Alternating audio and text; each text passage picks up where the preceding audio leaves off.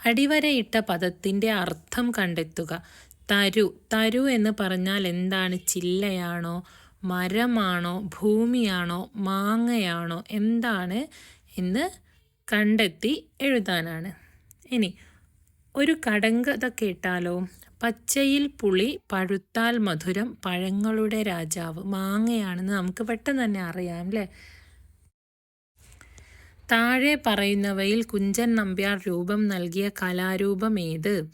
കഥകളി, പടയണി, ഓട്ടംതുള്ളൽ, ചാക്യാർകൂത്ത്. കുഞ്ചൻ നമ്പ്യാർ രൂപം നൽകിയത് ഓട്ടംതുള്ളലാണ്. താഴെ കൊടുത്തിരിക്കുന്ന കൂട്ടത്തിൽ ശരിയായ അക്ഷരമാല ക്രമം പാലിക്കുന്നത് ഏത്? അക്ഷരമാല എന്ന് പറയുമ്പോൾ ആ വരുന്ന വാക്കുകൾ ആദ്യം, അത് കഴിഞ്ഞ് ആ, ഈ ആ ഒരു ക്രമത്തിൽ വാക്കുകൾ എഴുതിയതാണ്.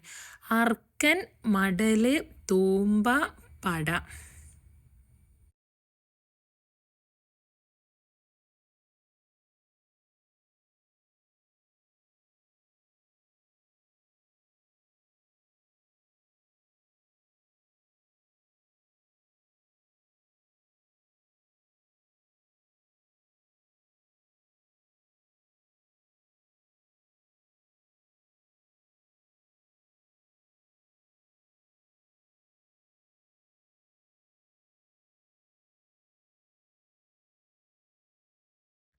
ആ വരുന്നത് ആദ്യം വരണം. അത് മൂന്നാമതാണ് ലാസ്റ്റത്തേൽ വന്നത്. അപ്പോൾ അതും തെറ്റ്. അപ്പോൾ മൂന്നാമത് സി നോക്കിക്കേ.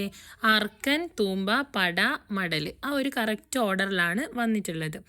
രണ്ടാമത്തെ പ്രവർത്തനം കടങ്കഥ നിർമ്മിക്കാം. ഈ ചിത്രത്തിലെ കഥാപാത്രങ്ങളെ അടിസ്ഥാനമാക്കി കടങ്കഥകൾ നിർമ്മിക്കാനാണ്. പട്ടമുണ്ട്, മയിലുണ്ട്, തവളയുണ്ട്, പൈനാപ്പിളുണ്ട്. ഇതിലേതെങ്കിലും രണ്ടെണ്ണം വെച്ചിട്ട് 2 കടങ്കഥകൾ നിർമ്മിക്കാനാണ് പറഞ്ഞിട്ടുള്ളത്. ഇപ്പം മയിലിനെ വെച്ചിട്ടൊക്കെ നമ്മുടെ ദേശീയ പക്ഷിയാണ് അല്ലേ, നൃത്തം ചെയ്യും ഞാൻ, ആരാണെന്ന് പറയാമോ എന്ന് വെച്ചിട്ട് ചെയ്യാം. അടുത്ത പ്രവർത്തനം ഉത്സവപ്പറമ്പിലേക്ക്. അനുവിൻ്റെ നാട്ടിലെ ഉത്സവമാണ്. അനുവും അച്ഛനും അമ്മയും കൂടി ഉത്സവം കാണാനായി ഇറങ്ങി. വഴിയിൽ അത്രയും കച്ചവടക്കാരാണ്. കളിപ്പാട്ടങ്ങളും തട്ടുകടകളും മുറുക്കും പൊരിയും അങ്ങനെ. എത്ര ആനകളാണ് അമ്മേ? 1 2 3. അനു എണ്ണി 10 എണ്ണമുണ്ട്. അവൾക്ക് ആനയെ തൊടണം എന്ന് പറഞ്ഞുകൊണ്ട് അച്ഛൻ്റെ കൈ പിടിച്ചു ആനയുടെ അടുത്തേക്ക് നടന്നു. എന്ത് നീളം ആനയുടെ തുമ്പിക്കൈകൾക്ക്! അവൾക്ക് അത്ഭുതമായി. എന്ത് നീളമാ ആനയുടെ തുമ്പിക്കൈക്ക്! അവൾക്ക് അത്ഭുതമായി. അന്ന് അവൾക്കേറെ സന്തോഷമായി. രാത്രി ഉറങ്ങാൻ കിടക്കുന്നതിന് മുൻപ് അനു തൻ്റെ ഡയറി എഴുതാൻ തുടങ്ങി. ഡയറി പൂർത്തിയാക്കാമോ? അപ്പം നമ്മൾ 3ാം ക്ലാസ്സിൽ സർഗാത്മക ഡയറിയൊക്കെ എഴുതുന്നുണ്ട്.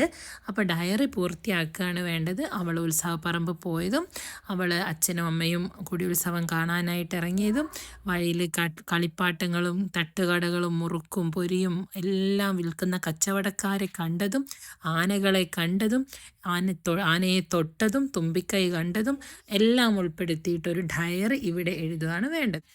പ്രവർത്തനം 4. പാചകക്കുറിപ്പ് തയ്യാറാക്കാം. സ്കൂൾ വിട്ട് വീട്ടിലെത്തിയ മേരി അടുക്കളയിലേക്ക് ഓടി. ചായ ഉണ്ടാക്കുന്ന തിരക്കിലായിരുന്നു അച്ഛൻ. അച്ഛാ, നാളെ എൻ്റെ സ്കൂളിൽ പലഹാരമേളയാണ്. എനിക്കും എന്തെങ്കിലും പലഹാരം അച്ഛൻ ഉണ്ടാക്കിത്തരണം. ഇതുപോലെ നിങ്ങളുടെ സ്കൂളിലും പലഹാരമേള ഉണ്ടായില്ലേ? നിങ്ങൾക്കിഷ്ടപ്പെട്ട ഒരു പലഹാരത്തിൻ്റെ പാചകക്കുറിപ്പ് എഴുതാനാണ്. ഇപ്പോൾ എന്തെങ്കിലും ഒരു പലഹാരം, കേക്കോ, മുട്ടക്കേക്ക്, അല്ലെങ്കിൽ നെയ്യപ്പം, അട, കേസരി, അങ്ങനെ എന്തെങ്കിലും ഒരു പലഹാരത്തിൻ്റെ, പഴംപൊരി, സമൂസ, എന്തെങ്കിലും ഒരു പലഹാരത്തിൻ്റെ ഒരു പാചകക്കുറിപ്പ്, അതെങ്ങനെയാണ് ഉണ്ടാക്കുന്ന വിധം എഴുതാനാണ് പറഞ്ഞിട്ടുള്ളത്. 5ാമത്തെ പ്രവർത്തനം പഴഞ്ചൊല്ലാണ്. പയ്യെ തിന്നാൽ പനയും തിന്നാം. ഈ പഴഞ്ചൊല്ല് നിങ്ങൾ കേട്ടിട്ടില്ലേ? ധൃതിയോ തിടുക്കമോ ഇല്ലാതെ സാവകാശം ഒരു കാര്യം ചെയ്യുകയാണെങ്കിൽ അതിന് ഫലപ്രാപ്തി ഉണ്ടാകുമെന്നാണ് ഈ പഴഞ്ചൊല്ല് നമ്മോട് പറയുന്നത്. മുകളിൽ കൊടുത്തിരിക്കുന്ന പഴഞ്ചൊല്ലിൻ്റെ ആശയം കൂട്ടുകാർ വായിച്ചല്ലോ. ഇതുപോലെ താഴെ കൊടുത്തിരിക്കുന്ന പഴഞ്ചൊല്ലിൻ്റെ ആശയം എഴുതാമോ? എല്ലുമുറിയെ പണി ചെയ്താൽ പല്ലുമുറിയെ തിന്നാം. അപ്പോൾ നമ്മൾ നന്നായിട്ട് കഷ്ടപ്പെട്ടാൽ നമുക്കതിൻ്റെ സുഖം അനുഭവിക്കാം എന്നൊരാശയമാണ്. അത് നന്നായിട്ട് വ്യക്തമാക്കി സെൻറ്റൻസ് ആക്കി എഴുതുകയാണ് വേണ്ടത്. അപ്പോൾ ഇതൊരു മോഡൽ ക്വസ്റ്റ്യൻ പേപ്പറാണ്. ഇതുപോലെയുള്ള ചോദ്യങ്ങളാണ് ഈ പരീക്ഷയ്ക്ക് നമ്മൾ പ്രതീക്ഷിക്കുന്നത്. ടെക്സ്റ്റ് ബുക്ക് നന്നായിട്ട് വായിച്ച് പഠിക്കുക. വാക്കുകൾ എഴുതാനും വാക്യങ്ങൾ എഴുതാനും ശീലിക്കാം. Okay, God bless you. Thank U.